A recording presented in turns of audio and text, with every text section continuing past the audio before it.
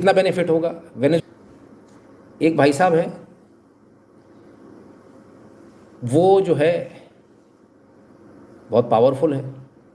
कहानी बता रहा हूँ, कहानी, इसका कोई असली उससे कोई लेना देना नहीं है, रियल उससे कोई लेना देना नहीं है, आप अपने दिमाग से निकाल देना इसको, ठीक है। अब कहानी सुनिए।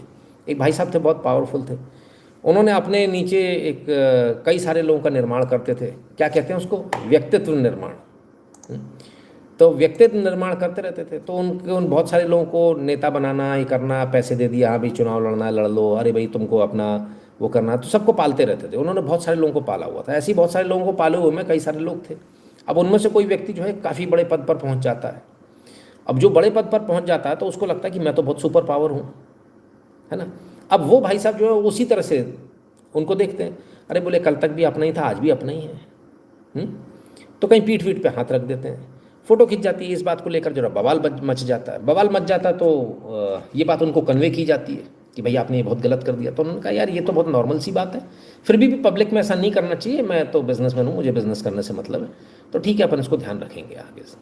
लेकिन इस बात को लेकर किसी जो सज्जन थे उनको बुरा लगा, और कई सारी बातें बीच में ऐसी हुई कि मनमुटाव हुआ। तो ऐसे मनमुटाव हुआ तो उन्होंने कहा एक काम करते हैं, ये आदमी बड़ा आदमी है तो हम इसके अगेंस्ट में दूसरा कोई बड़ा आदमी खड़ा कर देंगे, जैसे इन्होंने बहुत सारे नेता खड़े किए, हम भी तो कर सकते हैं। तो उन्होंने किसी दूसरे आदमी को पकड़ा और उस XYZ आदमी को उसको बड़ा बनाना शुरू किया। वो बड़ा बनने भी लगा, काफ़ी बड़ा भी बन गया। लेकिन अब इस बीच में इनको समझ में आया, इन्होंने समझाने की कोशिश भी करी।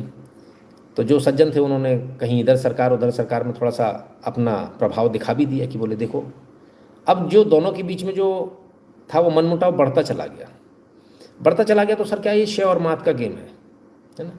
आप लोग कुछ भी लिखते रहो, मुझे उससे कोई मतलब थोड़ी, मैंने पहले ही बोल दिया कहानी काल्पनिक के बाद खत्म हो गई, है ना।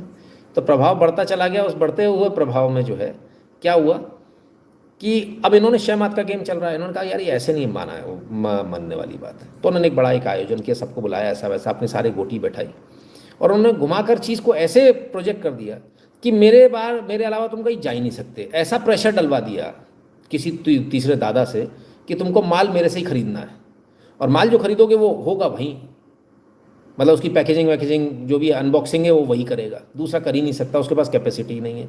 बात ही खत्म हो गई। तो क्या है, ये चले थे उससे लड़ने, और उसने जो है पलट कर इनको चारों खाने चित्त कर दिया, और बिल्कुल एकदम चित्त कर दिया।